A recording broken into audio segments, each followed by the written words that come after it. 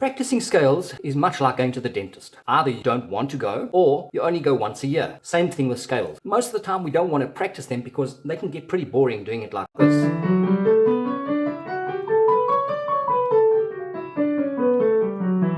Over and over and over. The other thing is sometimes we battle with little things like coordination between the hands. Like the one hand might go faster and the other hand might go slower.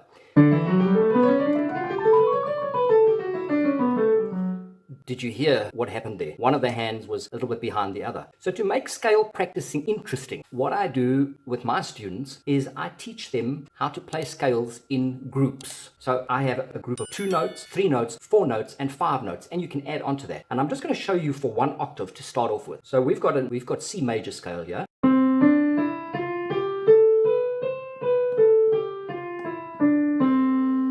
Okay, now what I'm going to do is I'm going to play it in groups of 2.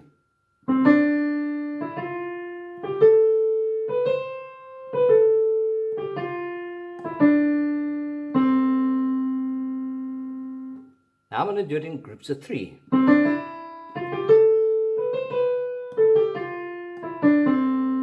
Now 4.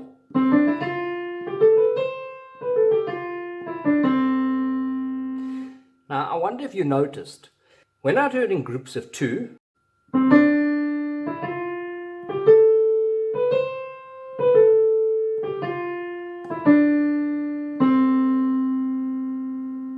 that the moving under of the thumb is much quicker than when you would if you normally played it just a normal scale. Now if I played it normally, I've got time to think about the thumb going under. When I do it in groups of 2, the movement is quicker. Okay, I'm going to go right through to the top.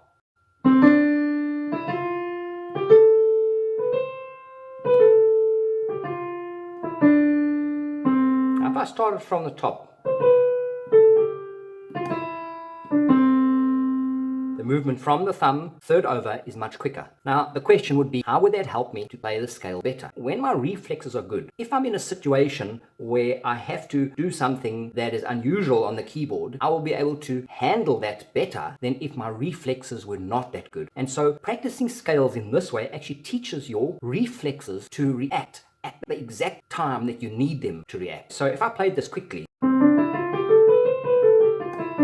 I'm going to do it in 2s.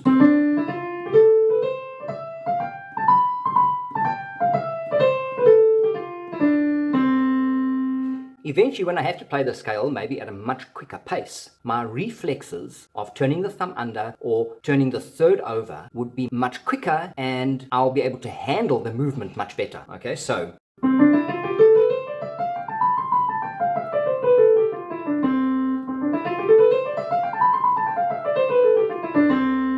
now I'm going to add onto that group, I'm going to do a group of 3. You see there once again? There's the reflex, okay?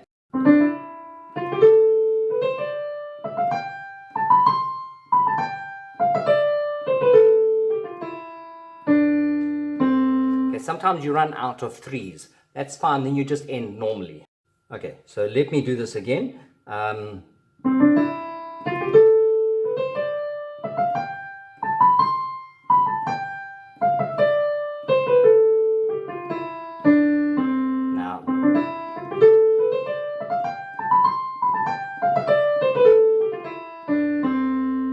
Now can you see, just playing those 2 octaves, how much more concentration I have to use when I play the scale than if I just every time just played it.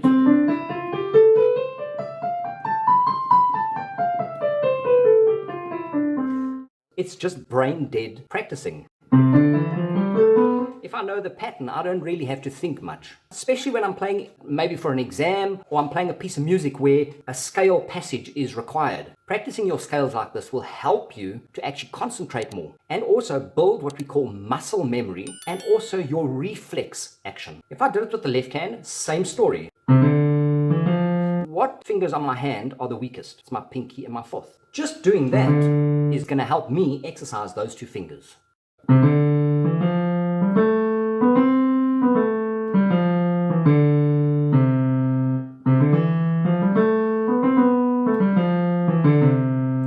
let's do it in fours. Let's do it in fives.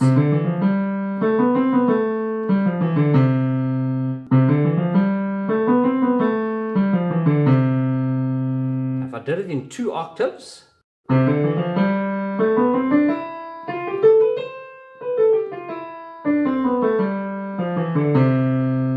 I'm going to do a group of 3.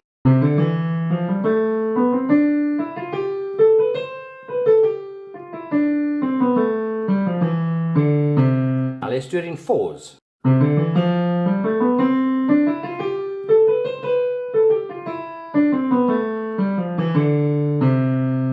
Okay, now together.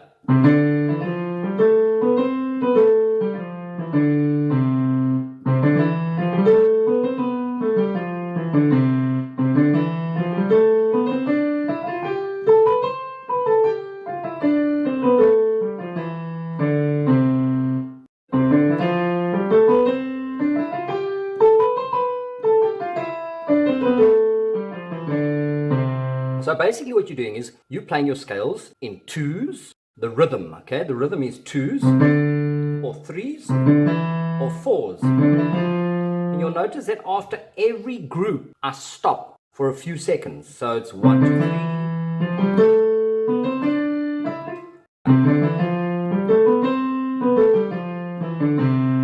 If I tried another scale,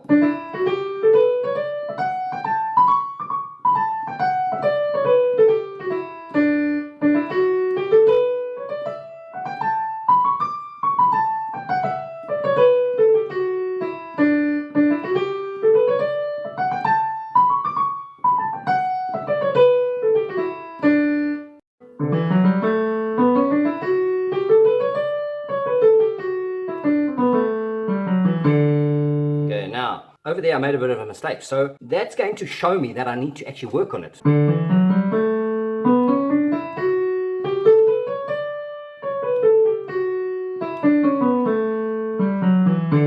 I promise you that if you took a scale that you were battling with, especially if you try and hands together, but even separately, and you tried that out for a few minutes, 2s, or 3s, or 4s, or 5s, I guarantee you that the way you play your scales will improve drastically and almost immediately. Not only can you do it with your scales, you can do it even with your pieces of music. If there's parts in your pieces of music, for example, like scale passages, you can also do exactly the same thing. Other ways that you can practice scales, for example, if you're doing 2 octaves or 3 octaves or 4 octaves. So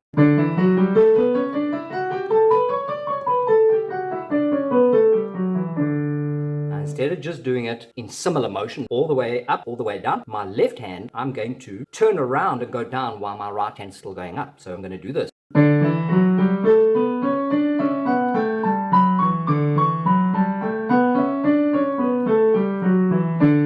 You see what I did there? So I actually went.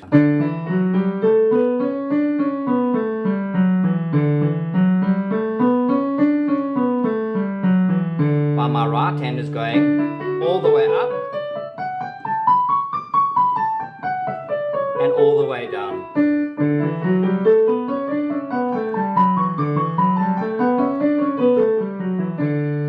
Okay, you can also do it like this if I did more octaves.